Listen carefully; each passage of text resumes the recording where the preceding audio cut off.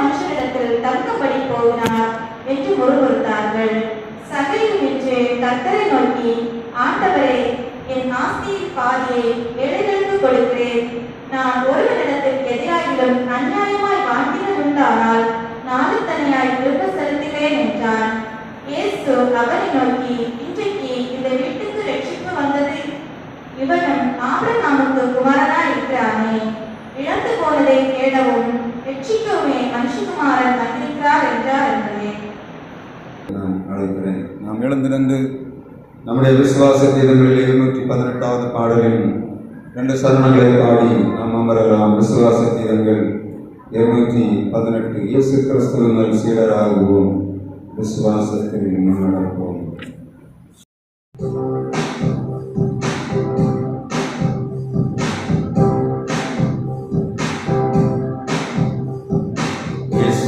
கிறிஸ்துவின் சீடராகுவோம், விசுவாசத்தில் முன்னடப்போம்.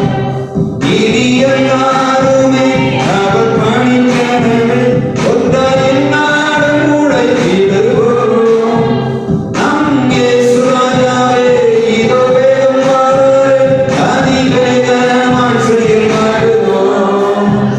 நம் இயேசு ராஜாவே, இதோ வேகம் வாருங்கள், அதிவேகமாய் செயல்படுவோம். மானிடரிடம் பாசம் காட்டுவோம், இயேசு மந்தையில் கொள்ளடைத்திடுவோம். மானிடரிடம் பாசம் காட்டுவோம், இயேசு மந்தையில் கொள்ளடைத்திடுவோம். அதி உற்சாகமாய் அடி தீக்கிரமாய் ராஜபாதையை செம்மையாக்குவோம். நம் இயேசு ராஜாவே, இதோ வேகம் வாருங்கள், அதிவேகமாய் செயல்படுவோம். நம் இயேசு ராஜாவே, இதோ வேகம் வாருங்கள், அதிவேகமாய் செயல்படுவோம். அன்பின் நல்லது, நாங்கள் உமக்கு நன்றி செலுத்துகிறோம். உம்முடைய பிள்ளைகளாய் நாங்கள் விடுத்த வார்த்தையை தியானிக்கபடியாக ஆயத்தமாகிறோம். கர்த்தர்களோடு பேசுவீராக. உம்முடைய திவ்ய சத்தத்தை நாங்கள் கேட்கட்டும். அநேகருக்கு ஆசீர்வாதமாக இந்த செய்தி காணப்படும்படியாக நீரே பேசுவீராக. உடைய வார்த்தை ஆவியானது, உடைய வார்த்தை ஜீவனானது. அது கனவையும் கனவிடைகளையும் ஓடுதலுமாய் இருக்கிறது. எல்லா விதமான அதிசயங்களை செய்ய வல்லமையுள்ளதாய் இருக்கிறது அறிந்திருக்கிறோம். கர்த்தர் இடைப்படுவீராக. தேசத்துக்கு கொடுக்கக்கூடிய செய்தியானது அது தேசத்திலே உணர்வை உண்டாக்கும்படியாய் கிருபையினால் உம்முடைய திருக்கரத்திலே தாழ்த்தி ஒப்புக் கொடுக்கிறோம். இறைமைந்த இயேசு கிறிஸ்து நாமத்தில் ஜெபிக்கிறோம் எங்கள் ஜீவனுள்ள நல்ல பிதாவே, ஆமென்.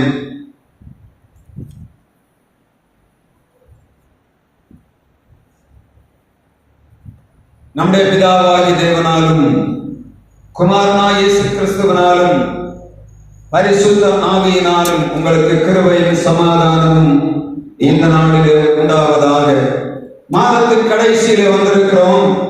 4 மாதங்களை நாம் கடந்து இன்று 5ஆம் மாதத்துக்குள்ளே போகும்படியான கடைசி நேரத்திலே வந்திருக்கிறோம். இந்த நாள் நாம் ஆண்டவராய் இயேசு கிறிஸ்து உயிர்த்தெழுந்து 40 நாட்கள் இந்த தேசத்திலே சுற்றி நடந்தார். அந்த சுற்றி நடந்ததற்கான காரணத்தை லூக்கா 24ஆம் அதிகாரம் 47ஆம் வசனத்தை வைத்து நாம் இந்த நாட்களிலே தியானித்து வருகிறோம். ஆண்டவராய் இயேசு கிறிஸ்து உயிர்த்தெழுந்த பின்பாக 40 நாட்கள் சீடர்களுக்கு தரிசனமானார். அவர் எருசலேம் தொடங்கி சகல தேசத்தாருக்கும் பாவ மன்னிப்பும் மனம் திரும்புதலும் பிரசங்கிக்கப்பட வேண்டியது இருந்தபடியினாலே 40 நாட்கள் அந்த எருசலேம் தேசத்திலே சுற்றி நடந்தார். எதற்காக சுற்றி நடந்தார்? தம்முடைய பிள்ளைகளை திடப்படுத்த வேண்டும். அவர்களை கொண்டு தேசத்திலே இந்த உலகத்துக்கு சர்வலோகத்துக்கும் இரட்சிப்பின் சுவிசேஷத்தை அறிவிக்க வேண்டும் என்பதுதான் ஆண்டவராய் இயேசு கிறிஸ்து உயிர்த்தெழுந்து 40 நாட்கள் இந்த தேசத்திலே சுற்றி நடந்ததற்குரிய மிகப்பெரிய காரணம். நாம் தொடர்ந்து ஆண்டவராய் இயேசு கிறிஸ்து மனம் திரும்புதலின் செய்தியை 4 வாரங்களிலே நாம் பார்த்திருக்கிறோம். 4 செய்திகளை இதற்கு முன்பாக பார்த்தோம். இந்த மனம் திரும்புதலின் ஐந்தாம் படியான ரெஸ்டோரேஷன் அல்லது ரெக்டிபிகேஷன் என்று சொல்லக்கூடிய கடைசியான பாகத்தை மத்தியில் நான் வைக்கும்படியாய் விரும்புகிறேன். ஒரு மனிதன் மனம் திரும்புவதற்கு முதல் படியாக நாம் தியானித்தது போல, முதலாவது அவன் செய்கிற பாவம் அது பாவம் தான் என்பதை உணர்ந்து கொள்ள வேண்டும். இரண்டாவதாக அவன் அந்த பாவத்திற்கு மனஸ்தாபப்பட வேண்டும். மூன்றாவதாக அவன் போய்கொண்டிருக்கிற பாதையில் இருந்து திரும்ப அவன் வர வேண்டும். நான்காவதாக அவன் மறுரூபமாக வேண்டும். ஐந்தாவதாக he must be rectification. அவன் அந்த பாவத்தை செய்தபடியினாலே அதற்கு பிரதிபலமாக அந்த பாவத்தை அவன் பரிகாரம் பண்ண வேண்டும். பாவத்திற்கு பரிகாரமாக அவன் அதற்குரிய காரியத்தை செய்ய வேண்டும். அதுதான் இந்த repentance என்று சொல்லக்கூடிய மனம் திரும்புதலின் ஐந்தாவது படி. ஐந்தாவது படிக்குள்ள ஒரு மனிதன் வருகிறான் என்று சொன்னால் அவன் முழுவதுமாக மனம் திரும்பி இருக்கிறான் என்று அர்த்தம். இந்த 4 படியிலே ஒரு மனிதன் ஏறி வரும்போதுதான் ஐந்தாவது படியாகிய ரெக்டிபிகேஷனிலே அவன் வர முடியும். நாம் வாசித்த லூக்கா 19ஆம் அதிகாரத்திலே இந்த ரெக்டிபிகேஷனுக்கு அல்லது இந்த பாவத்திலிருந்து முழுவதுமாக விடுதலை பெற்று அவன் பரிகாரம் செய்கிற ஒரு மனிதனை வேதம் எழுதி வைத்திருக்கிறது. லூக்கா 19ஆம் அதிகாரத்திலே நமக்கு மிக தெரிந்த சம்பவமான சகேயுடைய சரித்திரம் எழுதப்படுகிறது. சகேயா லூக்கா 19ஆம் அதிகாரம் 7ஆம் வசனம் சொல்லுகிறது, அவன் ஒரு பாவியான மனுஷன் என்று ஜனங்கள் சொல்லுகிறார்கள். சகேயா லூக்கா 19ஆம் அதிகாரம் 3ஆம் வசனம் சொல்லுகிறது, அவன் குள்ளனானவன். உருவத்திலே அவன் குள்ளமானவன், அவன் சமுதாயத்திற்கு பாவியான மனுஷன். ஆனால் ஆண்டவர் வார்த்தை இங்கே சொல்லுகிற லூக்கா 19ஆம் அதிகாரம் 4ஆம் வசனத்திலே சொல்லுகிறது, இந்த மனிதனுக்கு ஒரு வாஞ்சை காணப்பட்டது. என்ன வாஞ்சை? வாசிக்கலாம். லூக்கா 19ஆம் அதிகாரம் 4ஆம் வசனம். பின்னாக ஓடி அவரை பார்க்கும்படி ஒரு காட்டு அத்தி மரத்தின் மேல் ஏறுகிறவனாயிருந்தான். எல்லா மனிதர்களும் இயேசுவை நடந்து போகும்போது பார்க்க முடியும். ஆனால் இந்த மனிதன் ஒருவேளை 4 அடியை விட குறைவாக இருந்திருக்க வேண்டும். ஒரு 4 அடிக்கு மேல உள்ள மனிதன் ஒரு மனிதனை பார்க்க முடியும். 4 அடி அதற்கு கீழே இருக்கிற மனிதன் அவ்வளவு சாதாரணமாக ஒரு மனிதனை பார்க்க முடியாது. முன்னாடி வருகிற ஜனங்கள் அவளை மறைக்க முடியும். 4 அடிக்கு கீழாக உள்ள உயரமுள்ளவனாய் இந்த சகை இருந்திருக்க வேண்டும். ஆனால் அவனுக்குள்ள ஒரு வார்த்தை இருந்தது, நான் இயேசுவை எப்படியாகவும் பார்க்க வேண்டும். ஒருவேளை இந்த காட்டு அத்தி மரம், எனக்கு தெரிந்த அத்தி மரத்திலே முள் இருக்கா? ஆனால் காட்டு அத்தி மரத்திலே முள் இருந்திருக்க வேண்டும். ஏனென்று சொன்ன இந்த காட்டு மரங்களிலே இந்த பிராணிகள் மற்ற மிருகங்கள் வந்து அழித்து விடாதபடி எல்லா மரங்களிலும் முட்கள் காணப்படும். மிக அரிதான மரங்களிலே தான் முட்கள் காணப்படாது. அந்த முட்கள் இல்லாத மரம் அந்த மிருகங்களாலே சேதப்படுத்தப்படும். தென்னை மரத்துல முள் இல்ல, குரங்கு அவ்வளவு சீக்கிரத்துல விடாது. ஆனா காட்டு காரை நல்ல படுத்திருக்கு, அதுல கை வைக்காது. ஏன்னா முள்ளு குத்தி காரை பண்ணிவிடும். எனவே இந்த மனிதன், ஒரு மனிதன் ஆண்டவரை பார்க்க வேண்டும் என்று விரும்புகிற மனிதன் மிகவும் கடினமான பாதையை அவன் தெரிந்து கொள்ளுகிறான். பார்க்கிறான், வேற வழி இல்லை. மரம் உள்ளானாலும் சரி, அது எப்படிப்பட்ட சூழ்நிலை இருந்தாலும் சரி, மரம் ஏற தெரியுமோ என்று தெரியாது. மரத்துல ஏறினா சில வேளை பயந்து கீழே இறங்கும் போது கீழே பார்த்து விட்டா என்ன, கீழே வந்து செத்து போகக்கூடிய சூழ்நிலை வருவான். மரத்துல ஏறினவர் கீழே இறந்து பயப்பட்டா அவனுடைய லைஃப் முடிந்து போகும். மிகவும் நெருக்கமான சூழ்நிலையிலே, மிகவும் அவனால ஒப்புக்கொள்ள முடியாத ஒரு சூழ்நிலையிலே அவன் மரத்திலே ஏறி ஆண்டவரை பார்க்கும்படியாக தீர்மானிக்கிறான். உலகத்தின் பார்வையில குள்ளமானவன், பாவியான மனிதன். ஆனால் இயேசுவை பார்க்க வேண்டும் என்று அவனுக்கு தீர்மானம் இருந்தபடியினாலே ஒரு காட்டு அத்தி மரத்தின் மேல் ஏறுகிறான். ஆண்டவரை பார்க்க வேண்டும் என்று வருகிற மனுஷன் ஒருவன் எவ்வளவு தடைகளை தாண்டி ஆண்டவரை பார்க்கிறான். வசனம் சொல்லுகிறது, இந்த மனிதனுடைய மிகவும் விருப்பம், அவன் மனசுக்குள்ளே காணப்பட்ட, அந்த இதயத்துக்குள்ளே காணப்பட்ட விருப்பத்தை ஆண்டவர் நிறைவேற்றும்படியாக 19ஆம் அதிகாரம் இயேசு சொல்கிற 19ஆம் அதிகாரம் 8ஆம் வசனத்திலே 4ஆம் வசனத்திலே அவர் சொல்லுகிறார், நீ சீக்கிரமாய் இறங்கி வா என்று சொல்லு. லூக்கா 19ஆம் அதிகாரம் 4ஆம் வசனம் 5ஆம் வசனத்தை நாம் பார்க்கும்போது இயேசு வந்து சொல்லுகிறார், இன்றைக்கு நான் உன் வீட்டிலே தங்க வேண்டும். யாரிடத்திலே சொல்லுகிறார்? நெருக்கமான சூழ்நிலையிலே, பாதகமான சூழ்நிலையிலே ஆண்டவரை தேடி வந்த சகேயுவை பார்த்து ஆண்டவர் சொல்லுகிறார், இன்றைக்கு உன் வீட்டிலே நான் தங்க வேண்டும். ஆண்டவருடைய சமூகத்திலே வந்திருக்கிற நாம் இந்த நேரத்தில் அநேக வீடுகளில் உட்கார்ந்து கதை பேசலாம், வேறு ஏதோ காரியங்களை செய்து கொண்டிருக்கலாம். ஆனால் யார் யாரெல்லாம் அந்த நேரத்தில் ஆண்டவருடைய சமூகத்திலே நீங்கள் வந்திருக்கிறீர்களோ, உங்கள் வீட்டிலே ஆண்டவர் தங்கும்படியாக ஆதரவுள்ளவராய் இந்த நாளிலே கடந்து வந்திருக்கிறார்.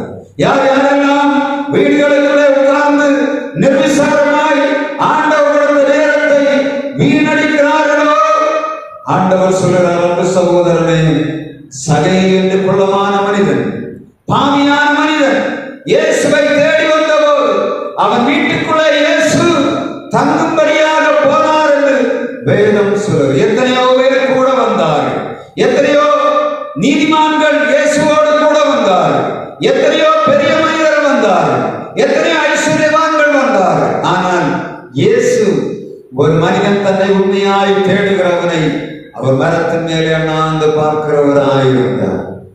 சகேயு ஆண்டவரை மேலிருந்து கீழே பார்க்கும்படியாக ஆசீர்வாதனாயிருந்தான். ஆண்டவர் அவனை கீழிருந்து மேலே பார்த்து அவனை கூப்பிடுகிறவராயிருந்தார். யார் யாரெல்லாம் ஆண்டவரை பார்க்க வேண்டும் என்று விரும்புகிறார்களோ அவர்களுக்கு ஆண்டவர் அவருடைய வீடுகளிலே தங்கும்படியாக ஆசையுள்ளவராக கூப்பிட்டுக் கொண்டிருக்கிறார். கர்த்தருடைய வார்த்தை சொல்கிறது, இதோ வாசற்படியில் தட்டுகிறேன், ஒருவன் சத்தத்தை கேட்டு கதவை திறந்தால் நான் அவனுக்குள் பிரவேசித்து அவனோடு போஜனம் பண்ணுவேன் என்று சொன்னாண்டவர் இந்த நாளிலும் கூப்பிட்டுக் கொண்டிருக்கிறார். மனம் திரும்பும்படியாக அழைக்க வந்த ஆண்டவர் இந்த நாளிலும் தன்னுடைய வார்த்தையை கொண்டு கூப்பிடுகிறார். அன்பு சகோதரனே, நீ ஆண்டவரை தேடுவாய் என்று சொன்னால், உண்மையாக ஆண்டவரை தேடுவாய் என்று சொன்னார், உன் வீட்டிலே தங்கி அவர் வாசம் பண்ணும்படியாக, உன்னோடு போதனம் பண்ணும்படியாக ஆண்டவர் விருப்பம் உள்ளவராக இருக்கிறார். மிக முக்கியமாக நாம் கவனிக்க வேண்டிய காரியம் என்னவென்று சொன்னார், இந்த லூக்கா 19ஆம் அதிகாரம் 8ஆம் வசனம் சொல்லுகிறது, வாசிக்கலாம். சகேயு நின்று கர்த்தரை நோக்கி, ஆண்டவரே, என் ஆசைகளின் பாதியை ஏழைகளுக்கு கொடுக்கிறேன். நான் ஒருவரிடத்திலே அநியாயமாய் வாங்கிறது உண்டானால் நான் எத்தனையாக திருப்பி செலுத்துகிறேன். இங்கே சகேயுடைய மனம் திரும்புதலின் மிக பிரதானமான படியாகிய ரெக்டிபிகேஷன் காணப்படுகிறது. 19ஆம் அதிகாரம் 9ஆம் வசனத்தில் ஆண்டவர் சொல்லுகிறார், இந்த வீட்டுக்கு ரட்சிப்பு வந்தது. சகேயு ஆண்டவரை தேடுகிறான், அவரை தந்த வீட்டுக்கு கூட்டிக் கொண்டு போகிறான். ஆண்டவராய் இயேசு கிறிஸ்துவினிடத்திலே போய், நீ இதை செய் என்று சொல்லவில்லை, இதை செய்யாதே என்று சொல்லவில்லை. ஆண்டவராய் இயேசு கிறிஸ்து எப்பொழுது சகேயுடைய வீட்டுக்குள்ளே வந்தாரோ அவனுக்குள்ளே மனமாற்றம் உருவாகிறதை வேதம் எழுதி வைத்திருக்கிறது.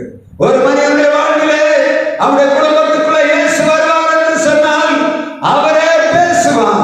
அவர் பேசுகிற தெய்வம் என்பதை நாம் உணர்ந்து கொள்ள வேண்டும். ஆண்டவருடைய சமூகத்திலே நாம் நினைக்கிறோம், நாம் மனம் திரும்ப வேண்டும் என்று நினைக்கிறோம். ஆனால் அநேக நேரங்களிலே ஆண்டவர் விரும்பாத தீமைகளை செய்கிறபடியினாலே நாம் மனம் திரும்ப முடியாதபடி கிடக்கிறோம். ஒரே ஒரு காரியத்தை ஆண்டவர் எதிர்பார்க்கிறார். என்ன காரியம்? ஆண்டவரே, நான் உம்மை பார்க்க வேண்டும், நான் உம்மை தரிசிக்க வேண்டும் என்று சொல்லி சகேயு கூப்பிட்ட போது ஆண்டவர் வீட்டுக்குள்ளே வருகிறார். அங்கே சகேயுடைய வாழ்விலே ஒரு மனமாற்றம் உருவாகிறதை நாம் பார்க்க முடியும். இங்க வசனம் சொல்லுகிறது, இயேசு வந்து சகேயுவை பார்த்து, நீ மனம் திரும்பு, நீ அதை கொடு, நீ அநியாயமாய் சம்பாதித்து வைத்திருக்காய் என்று சொல்லவில்லை. எப்பொழுது இயேசு அவருடைய வீட்டுக்குள்ளே வந்தாரோ அந்த சகைவுக்குள்ளே ஒரு மாற்றம் உருவானது. என்ன மாற்றம்? அவன் சொல்லுகிறான், நான் என் ஆஸ்திகளில் பாதி ஏழைகளுக்கு கொடுக்கிறேன். எப்படி இருக்கும்? அநியாயமாய் சம்பாதித்து வைத்திருக்கிறான். இவன் ஆயக்காரன், ஜனங்களிடத்தில் அநியாயமாக வரி வாங்குகிறவன். எவ்வளவு எவ்வளவு தூரம் ஆண்டவருக்குள்ள இருக்க வேண்டியவன். இந்த நாளிலே அவன் சொல்லுகிறான், நான் அநியாயமாய் வாங்கினது உண்டு. நான் சம்பாதித்திருக்கிற ஐஸ்வர்யம் எல்லாம் இப்படி அநியாயமாய் சம்பாதித்தது. இந்த ஆசைகள் பாதியை ஏழைகளுக்கு கொடுக்கிறேன். ரெக்டிபிகேஷன் என்று சொன்னா அதுதான். அநியாயமாய் வாங்கி இருக்கிறோமா? அநியாயமாக பிறருடைய ஆஸ்தியை கையிலே வைத்திருக்கிறோமா? அநியாயமாக நம்முடைய சொத்து பத்துகள் குவிக்கப்பட்டிருக்கிறதா? ஆண்டவர் சொல்லுகிறார், நீ மனம் திரும்ப வேண்டும் என்று ஆண்டவர் சொல்லுகிறார். இயேசு கிறிஸ்து ஒய்த்தளந்து தேசத்தில் 40 நாட்கள் சுற்றி நடந்ததற்காக அவர் மனம் திரும்புதலை விதைக்கும்படியாக இயேசு தேசத்தில் சுற்றி நடந்தார். நீ எவ்வளவு பெரிய ஆளாக இருந்தாலும் சரி, எவ்வளவு ஐஸ்வர்யவானாக இருந்தாலும் சரி, ஆண்டவர் எதிர்பார்ப்பது இந்த வாழ்விலே ஒரு மனம் திரும்புதல். அது எப்படி வரும்? நீ அநியாயமாய் சம்பாதித்து வைத்திருக்கிற சம்பாத்தியம் திரும்ப கொடுக்கப்பட வேண்டும் என்று சொல்லி ஆண்டவர் விரும்புகிறார். ஏழைகள் அனைத்து பிறருடைய ஆஸ்திகளை அநியாயமாய் கொள்ளையிட்டு வைத்திருக்கிற மனிதன் சகேயு அவன் சொல்லுகிறான், என் ஆஸ்திகளில் பாதியை ஏழைகளுக்கு கொடுக்கிறேன். மனம் திரும்புதலின் மிகவும் உன்னதமான படி அதுதான். ஒரு மனிதன் முழுவதுமாக மனம் திரும்பி இருப்பான் என்று சொன்னார். அவன் சொல்லுவான், நான் கிறிஸ்துவோடு கூட சிலுவையில் அறையப்பட்டிருக்கிறேன். நான் உலகத்திலே அநியாயமாய் சம்பாதித்து வைத்திருக்கிற சம்பாத்தியம் எனக்குரியதல்ல. இந்த அநியாயமாகிய சம்பாத்தியம் நான் அனுபவிப்பதற்கு மாத்திரமல்ல, என் குடும்பமும் அனுபவிக்கப்படக்கூடாது, என்னுடைய சந்ததிகள் சாபத்தை சுமந்து கொள்ளக்கூடாது என்ற எண்ணம் ஒரு மனிதனுக்குள்ளே வரும் என்று சொன்னான். அவன் மனம் திரும்புதலில் உன்னதமான படியை கொண்டிருக்கிறான் என்ற அர்த்தம். இரண்டாவதாக அவன் சொல்லுகிறான், நான் எவரிடத்திலிருந்தாவது அநியாயமாய் வாங்கினால் நான் அத்தனையாக திருப்பிக் கொடுக்கிறேன். தேங்க்ஸ். வரிசையில் வரி வாங்குவன் என்ன பண்ணுவான்? வசனம் சொன்ன அந்த காலங்களில் நடந்த காரியம், இந்த பிரதான ஆசாரியர்கள், வேதவாரர், இவர்களுக்கு ஒரு வரி அந்த ஆலயத்துக்கு கொடுக்கப்பட வேண்டும். ரோம சாம்ராஜ்யத்துக்கு வரி கொடுக்க வேண்டும். இவர்கள் வாங்குகிற வரி பில் போடாமல் கொடுப்பார்கள். எவ்வளவு கொடுப்பார்கள் என்று சொன்ன நம்முடைய நாட்டில் நடைபெறுகிற இந்த லஞ்சம் அதுதான் அங்கே நடந்து கொண்டிருந்தது. எப்படி 10 ரூபாய் அரசாங்கம் வரி கேட்டிருக்கும் என்று சொன்ன, ஃபைன் போட்டிருக்கும் என்று சொன்ன, அவர்கள் 100 ரூபாய் வாங்குவார்கள். 10 ரூபாய் பில் போட்டு அரசாங்கத்துக்கு செலுத்துவார்கள்.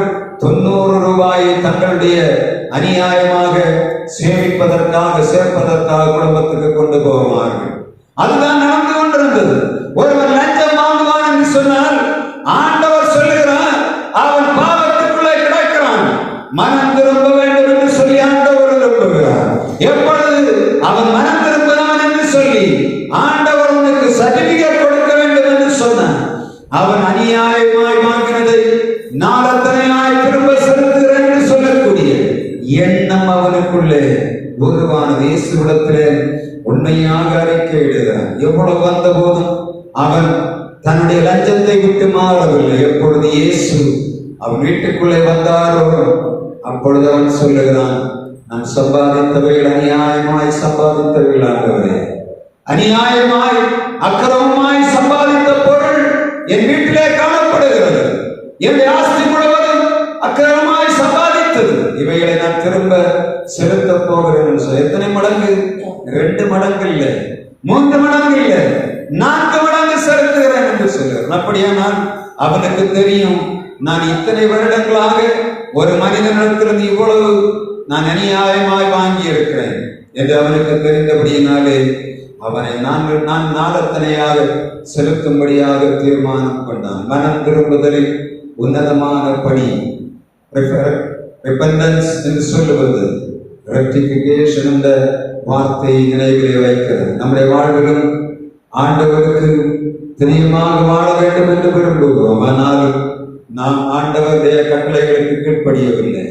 இந்த நாளிலும் திருச்சபையிலே ஆண்டவர் கேட்பது, மனிதனே, நான் உனக்கு நன்மை செய்திருக்கிறேன், நீயோ மனம் திரும்பாதபடி நீ இஷ்டம் போல போகிறாய் என்று சொல்லுகிறார். எப்பொழுது ஆண்டவரை உன் வாழ்விலே வாரும் என்று நீ கேட்கிறாயோ, கூப்பிடுகிறாயோ, எப்பொழுது ஆண்டவரை அவரோடு தேடுகிறாயோ, உன் வாழ்விலே ஆண்டவர் அதிசயம் செய்யும்படியாக சித்தமுள்ளவராய் இருக்கிறார் என்று சகோதரனே, உன்னை பார்த்து ஆண்டவர் கேட்கிறார், நீ இறங்கி வா சகைவே, உன் வீட்டிலே நான் தங்க வேண்டும். நீ ஏறி இருக்கிற மரம், நீ என்னை தரிசிக்கும்படியாக ஏறி இருக்கிற உன்னதமான மரம் என்று நினைத்துக் கொண்டிருக்கிறாய். ஆண்டவர் சொல்லுகிறார், சகைவே, நீ இறங்கித்தான் ஆக வேண்டும். ஆண்டவருடைய சமூகத்தில் இறங்கி வந்து உன்னுடைய பாவங்களை அறிக்கையிட்டு, உன்னுடைய மீறலை அறிக்கையிட்டு, அக்கிரமங்களை அறிக்கையிட்டு விடுதலை வரும்படியாக ஆண்டவர் கேட்கிறார் என்று சகோதரனே, சகைவை போல எல்லாவற்றையும் அநியாயமாய் சம்பாதித்து வைத்திருப்பாய் என்று சொன்னார். திரும்ப கொடுக்கும்படியாக ஆண்டவர் கேட்கிறார். ஏழைகளுடைய சொத்து, ஏழைகளுடைய சுதந்திரம் உங்கள் கையிலே காணப்படும் என்று சொன்னால் மனம் திரும்புதலை ஆண்டவர் எதிர்பார்க்கிறார் என்று சகோதரர். இந்த உலகத்திலே நம் நிலையாக வாழ்வதற்காக இந்த உலகத்திலே ஒன்றும் கொண்டு வரவில்லை, ஒன்றும் கொண்டு போவதும் இல்லை. இந்த உலகத்திலே ஐஸ்வர்யங்களை தேடி சம்பாதித்து வீடுகளை கட்டி மாளிகளை உண்டாக்கின எத்தனையோ பேர் கடைசி நாட்களிலே அவைகளை அனுபவிக்க முடியாதபடி விருதாவாய் கிடக்கிறது நம்முடைய கண்கள் காணுகிறது அல்லவா? ஏன் மனம் திரும்பக்கூடாது என்று சகோதரனே, வழக்கு ஒரு மனிதன் மேலே போட்டிருப்பாய் என்று சொன்னார். அநியாயமாக பிறருடைய சொத்துக்களை அபகரித்திருக்கிற மனிதனே, அநியாயமாக பிறரிடத்திலிருந்து அவளுடைய செல்வங்களை உரிந்தெடுத்து வழக்குகள் மூலமாக அவளை திசை திருப்பி இருக்கிறார் சகோதரனே. இன்றைக்கு மனம் திரும்பும்படியாக ஆண்டவர் கேட்கிறார். உன் வீட்டுக்கு ரட்சிப்பு வந்தது என்று சொல்லி ஆண்டவர் சொல்ல வேண்டும் என்று சொன்னார். உன் வீட்டுக்குள்ளே சமாதானம் வேண்டும். இன்னைக்கு சமாதானத்தை இழந்து கிடக்கிறார் சகோதரனே, இருதயங்களை நீ தேடிப்பார். உன் சிந்தனையிலே காணப்படுகிற காரியங்களை ஒரு நிமிஷம் தேடிப்பார். அநியாயமாய் வாங்கி இருக்கிறேன், அநியாயமாய் சொத்து சேர்த்திருக்கிறேன், ஏழையுடைய எல்லா விதமான சுதந்திரங்களை நான் அனுபவித்துக் கொண்டிருக்கிறேன் என்று சொன்னார். இன்றைக்கு விட்டு விடும்படியாக ஆண்டவர் கேட்கிறார். உள்ள வீட்டிலே ஒரு ரட்சிப்பு வேண்டும் என்று சகோதரனே, உன் குடும்பத்திலே ஒரு ரட்சிப்பு வேண்டும். ஆண்டவர் மனம் திரும்புதலை எதிர்பார்க்கிறார். இந்த நாளிலும் ஆண்டவருடைய கூப்பிடுதலாகி மனம் திரும்புதலுக்குள்ளே வரும்படியாக நாம் அநியாயமாய் அக்கிரமமாய் சம்பாதித்தவைகள், அநியாயமாய் பிறரை துன்பப்படுத்துகிற காரியங்கள், இவைகளை விட்டு விலகி நன்மை செய்யும்படியாக ஆண்டவர் எதிர்பார்க்கிறார். இந்த நாளிலும் ஆண்டவர் நம்மிடத்தில் எதிர்பார்க்கிற இந்த மனம் திரும்புதலை நாம் ஆண்டவருக்கு முன்பாக கொடுக்க முடியுமா? அப்படிங்கிற வார்த்தையை கேட்டுக்கொண்டிருக்கிற அன்பு சகோதரனே, யாராக இருந்தாலும் ஆண்டவர் மனம் திரும்பும்படியாக கேட்கிறார். அந்த வீட்டிலே ஒரு ரட்சிப்பு வேண்டும் சகோதரனே. உன் குடும்பத்திலே நீ ஆசீர்வாதத்தை இழந்து கிடக்கிறாய் என்பது உனக்கு தெரியும். ஆண்டவர் கேட்பது உன் வீட்டுக்கு ஒரு ரட்சிப்பு. ஆண்டவர் கேட்பது உன் குடும்பத்திலே ஒரு சமாதானம். எப்பொழுது நீ மனம் திரும்பி செய்ய வேண்டிய காரியங்களை சரியாக செய்யும் போது ஆண்டவருடைய வீட்டிலே வருவார். உனக்கு ரட்சிப்பை தரும்படியாக ஆண்டவர் ஆவல் உள்ளவராக இருக்கிறார். இன்றைக்கு இந்த வீட்டிலே ரட்சிப்பு வந்தது என்று சொல்ல அந்த வீட்டை பார்த்து ஆண்டவர் சொல்ல முடியுமா? அப்படியானால் நாம் பாக்கியம் பெற்ற சந்ததி. ஆண்டவரை தளர்ந்து 40 நாட்கள் இந்த தேசத்திலே சுற்றி கிடந்ததற்கு, சுற்றி நடந்ததற்கு ஒரு அந்த ஆண்டவர் கிடந்ததற்கு ஒரு காரணம் உண்டு. அதிலே நம்முடைய வாழ்விலே காணப்படுகிற இந்த அக்கிரமங்கள் நீங்கி ஆண்டவருக்கு பிரியமாய் வாழும்படியாக ஆண்டவர் நம்மை வேறு பிரித்து நடத்துவாராக.